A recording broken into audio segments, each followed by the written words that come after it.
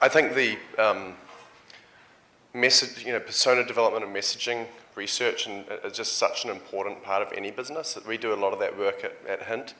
Our personas tend to look more like frustrated physician wanting looking for alternatives to transform the US healthcare system, but I think that's very powerful, so thanks for sharing that. Our next speaker is someone I've always been so impressed with, very diligent, very passionate, and dedicated to building a business that creates a tremendous value for the community. Appalenia is going to be joining us to talk a little bit about restoring the joy of medicine. She's probably going to give you some legal tips as well. And then after that, Apple's going to lead a panel of all of the prior speakers. So once she's finished, please come up if you were one of the speakers this morning. Welcome.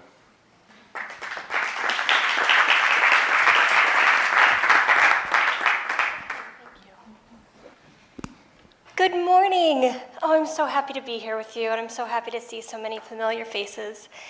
For those of you who don't know me, I'm Appalenia Udell. I'm the health lawyer for doctors. I specialize in alternative practice models and particularly DPC. I've been working with healthcare providers for over 20 years, first as a practice manager, then as a medical biller, so I can sympathize with Lorianne's pain points, and then later as an attorney. So I started working with practitioners when I was in my late teens, and I was immediately aware of how difficult their lives were. And I had entertained for about 15 seconds the idea of going into the practice of healthcare, immediately identified that was not, because there's like blood, and it's not a good fit for me. But I love working with physicians, and so I'm not a lawyer because I want to be a lawyer. I'm a health lawyer because I figured out as a young person that the way I could help the most number of patients in the best way was to help physicians. So that's all that I do. As an advocate for you, I believe, personally, that if you are called to help people and to take care of patients, then you deserve a happy professional home in which to answer that calling. And as a patient and as a mother, in my experience, I believe that the best medicine comes from a physician with a joyful spirit, for lack of a better term. So last year, we, in collaboration with a number of wonderful physicians who are here today, we wrote and passed the Colorado Direct Primary Care Act. And along that process, I started my company, Poza. So Poza is just dedicated to solving the problems that physicians face. Poza is a word that means joy, and that's what we do. We restore joy to the practice of medicine. And what I'd like to do today is just share the method that we have developed over the past 20 years, working with all kinds of physicians, and give you some real tangible takeaways that you can use, whether you're already in DPC practice or you're looking to dip a toe in the water, if you will. We're going to give you some concrete takeaways, so please do take notes. You can always talk to me after. So we always start with your professional philosophy. If you've been in practice for more than 10 years, it's extremely likely that your professional philosophy has shifted somewhat in that time. If you plan on retiring in fewer than 10 years, it's likely that it will shift again. So we always start by getting to know who you are, what your approach to the practice of medicine is, what's really important to you. And I think yesterday was fantastic. I walked away so inspired and so happy and so joyful about where this movement is going. And a lot of the messaging that we heard is that the movement is really expanding vertically, right? And then the call to action that we heard was that in order for that vertical expansion to occur, there has to be lateral expansion. We need more DPC providers, and we need them to be networked. And it sounds to me like Hint is doing some great solutions to the networking piece. And so if you're interested in joining the movement and you're a little bit worried about going in with both feet, I'm going to show you how you can dip a toe in the water. Or if you're in existing practice and maybe you're feeling a little bit of insecurity, maybe you're not meeting your metrics, maybe things aren't going as smoothly as you thought they were, hopefully you'll get some value out of today's presentation. So for us, it's not a binary choice. It's not DPC or fee-for-service. There are a number of ways that you can get paid for helping people. And so we take a three-part approach. First, we look at your professional philosophy, what matches for you. Then we look at your patients, what matches for them. And then we look at your market. So don't feel like you have to choose. And we actually recommend, very similar to Dr. Brett's model, some sort of hybrid, depending on your utilization, depending on your subspecialty, depending on your ideal patient. This is going to be different for every single practice. And we don't actually believe in lockstep or scalability. We actually believe in customized practices that support your professional integrity. Because what we find is that if at any point you compromise your professional integrity, no matter what you build, no matter how great it is, it's very likely to fall apart.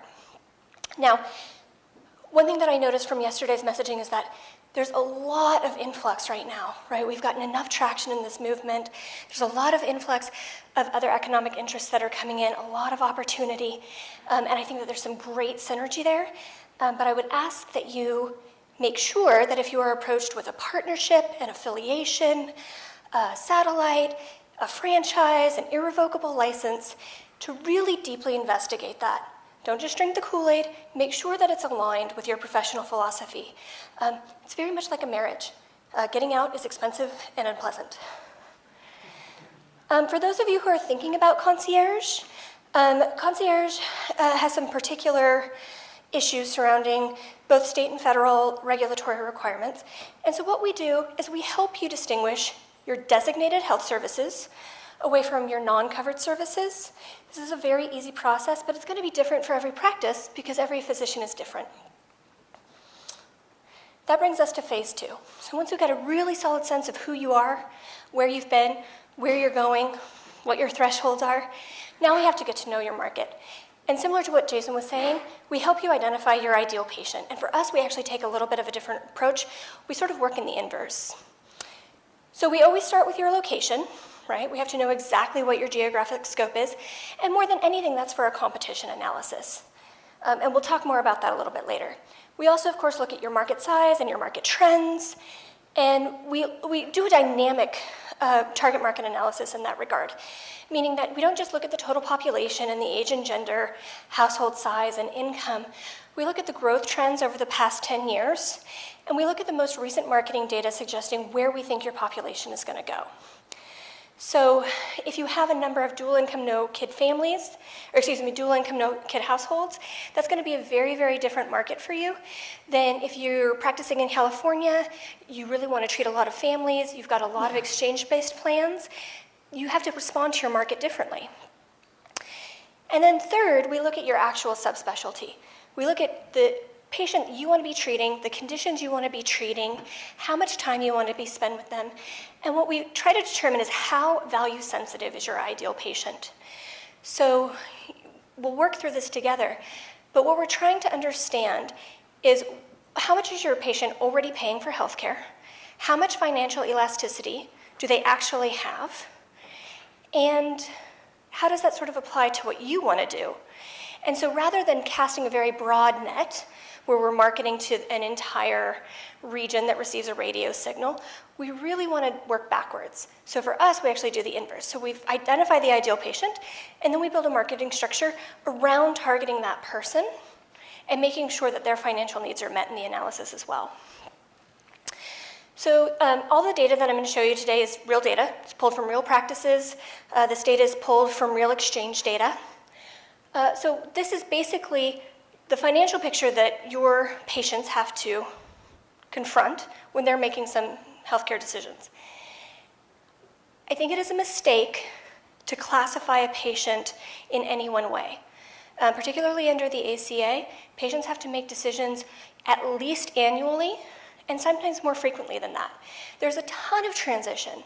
If you think about the patients that you've seen over the last 5 years, how many of them have lost spouses? How many of them have moved? How many of them have changed jobs? How many of them have inherited grandkids? Their circumstances are constantly changing. And so the idea that the market is static is very difficult to incorporate if you're trying to build an elastic model that's agile. So we take these year by year, and we do an analysis every Q3 in advance of open enrollment. So we want to make sure that what we're offering matches the upcoming decision making that they have. So by September, you really need to know what your marketing plan for the next year is, what your retention plan is. I am going to talk just a little bit about this because we do find that these images in particular help patients make decisions. So let's just focus, please, on the far left. So what this is a 45-year-old single woman living in Colorado. She earns $65,000 a year, which means that she's priced out of any sort of subsidy. Her maximum expense, if she buys an exchange plan, is going to be $17,000, which represents 26% of her total household income. When you combine that with housing, there's very little elasticity for DPC unless she has a health condition that you specifically treat and she's your ideal patient, right? Then that becomes an easy sell. But for most patients, so this tiny little dark blue bar on the far left, that is the actual cost of DPC fees based on a DPC provider that is here today. The red bar is a healthcare sharing ministry. If you're not familiar with that term, a healthcare sharing ministry is a religious or ethos-based healthcare sharing co-op that is much more affordable than traditional health insurance. Green is the combination of those two. The purple patient right in the middle, that's somebody who has a bronze plan on the exchange. And realistically, if your practice target market has a high volume of purple patients, they really can't afford that portfolio. If they plan on using their insurance, they're going to end up absorbing more cost than they can afford. And those people should really be switched to an alternative product, whether it's a healthcare sharing ministry or some other co-op product. And the reason this is important is this is an identified point for your patients. They know this. This is not news to them. So when we're thinking about marketing, what we're really trying to do is we're trying to satisfy gaps in the market, identify and satisfy those gaps. Then you're not selling anything to anybody. You're simply meeting a need, which tends to be a much more natural conversation for physicians to have who are accustomed to meeting needs. And then if we look to the very, very far right, second graph, far right, that's a high utilization model for a California family of 4 with an exchange plan. This is actually a gold plan, that far bar, that orange bar. So this is a family who thought, I'm making a little bit more money, I can afford a better plan for my family, and then something terrible happens. Cancer, MBA, something terrible happens, and they actually need to use their insurance. That patient actually gets screwed the most. Because here they've paid an escalated premium, and now they've had to meet their out-of-pocket max, and they have put the most money into the insurance company's pocket. I think also when we have a conversation with patients and we explain that the purple bar, the blue bar, and the orange bar, all of that money goes into an insurance company's pockets and not the doctor's pockets, that turns on a light bulb for them. They don't know how healthcare financing works, but they know that somebody's getting paid. And when they can see what you're getting paid versus what insurance is getting paid, they get angry, and it stimulates their decision making. So as part of the final loop on the patient communication, you have to understand what their best alternative is. So if they're not going to come see you, what are they going to do? For your ideal patient, not your group of patients, your ideal patient, where is that person going to go? Because that's the market that you want to scoop. You're not trying to capture your entire zip code. You want your ideal patient. So you need to know what they're going to do instead. And in as many choices as you have in terms of how you put your practice together, patients have even more choices. And as Jason said, what they really need is a guide. That brings us to phase 3. So once we understand your professional philosophy, we understand what the patients need, then we have to know what your actual needs are, and we integrate that. So we're going to take a look at financial, tax, and legal considerations. People want to know a lot about the finances. So this, again, is taken from a real practice. This is a budget for one physician with a 0.6 FTE staff. That's usually where most solo DPCs start. This is why we introduced this graph, but it can vary. So if you're paying yourself about $200,000 a year, you can look at a total budget of about $263,000. So you're going to spend about just under $30,000 in rent, just over $20,000 in operating expenses. It's your EHR, it's your very valuable hint fee. And then staff, if you're not offering benefits, is going to be $15,000. And obviously it'll go up from there if you decide to offer benefits. And so the equivalent to that is basically, regardless of what model you have, DPC, fee-for-service, cash pay, boutique, regardless of whatever you have, as long as your average patient fee per month is just about $60, you can meet this metric. And this will satisfy a patient panel of about 385. Now, historically, this movement has talked about panels that are in the 500 to 700 figure, and I don't really know where those numbers come from, but that's not surfacing in the practices that we actually see. What we find is that 400 really seems to be the comfortable cap until you're ready to expand, and not everybody wants to expand, and that's perfectly fine. But if you do want to expand, then you're going to have additional operational costs at about 385, 400, so you want to make sure that you've capitalized appropriately for that so that you can fund the expansion. This model is based on a 16 patient per month ramp up, which is a fairly conservative ramp up for a full-time practice. It's a moderate ramp up for a part-time practice. And if all of these pieces come together, we have a very careful planning process that we use, you will reach your break-even point by about 2 years. And so there's the question, well, what do you do for that 2 years? And that answer is going to be different if you're the primary breadwinner in your family, if you have a number of dependents, if you're later in your career and you're looking to sort of really isolate your particular style of practice. And so everything is customized.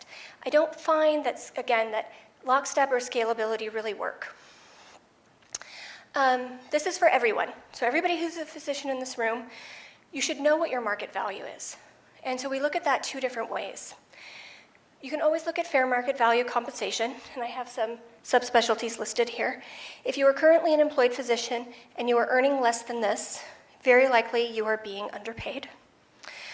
These figures represent compensation plus the value of benefits. The value of benefits are usually about $28,000 to $30,000 a year.